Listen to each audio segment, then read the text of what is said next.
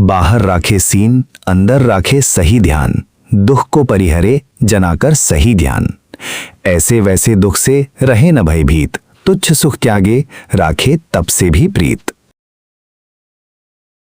मोक्ष मार्ग के पथिक को अपने आप में या एकांत में सचेत और सावधान रहना चाहिए। मनुष्य अकेला संसार में 8 पहर 30 दिन या वर्ष भर रह नहीं सकेगा। दूसरों का संग भी होना अनिवार्य या न टलने योग्य होगा।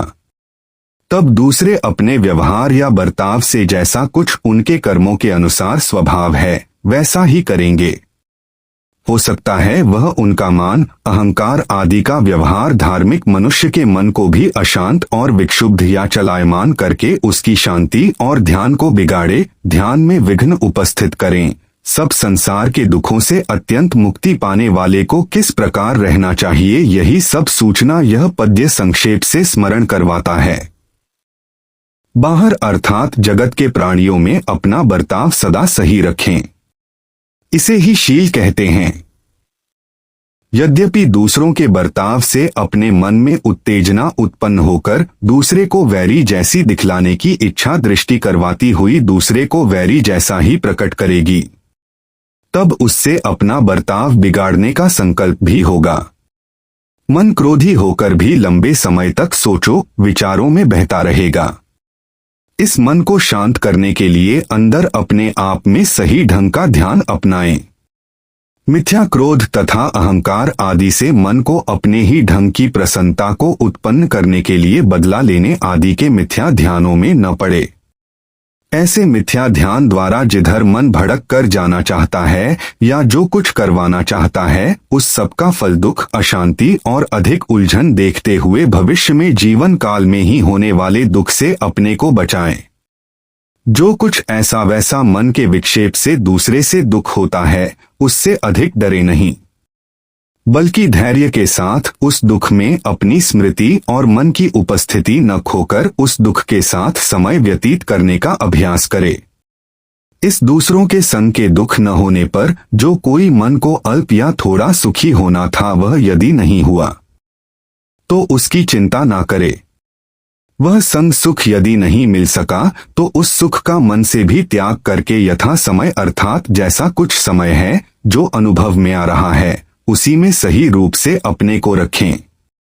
कहीं ऐसे दुख के क्षण की लपेट में आकर कुछ बाहर खोटा व्यवहार करके अधिक दुख और दूसरों में उलझन न बढ़ाएं। यही दुख में इरादे के साथ दुख की तपन में भी स्थिर रहना रूप तप है। इससे भी थोड़ी प्रीति रखने से समय पाकर सत्य बोध द्वारा मन सब प्रकार की बाहर की उलझन के शांत होने पर अपनी आत्मा में ही सुखी होगा। दूसरों के मिथ्या व्यवहार की उपेक्षा हो जाएगी। प्रीति और मन की प्रसन्नता भी बनी रहेगी। उपेक्षा का अर्थ है कि दूसरों का दुखदायी बर्ताव आदि मन में अटका नहीं रहेगा। इसके लिए थोड़ा ध्यान में विचार जगाकर सत्य का बोध प्रकट करना पड़ता है।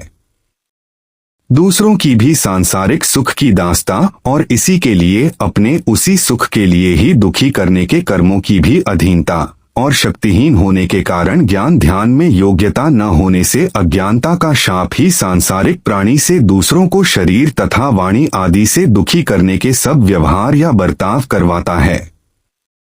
यही सब सत्य बोध अपने आप में शांति सुख चाहने वाले को अपने आप में ध्यान में उन्नत विचार को जगाकर सत्य पहचानना है।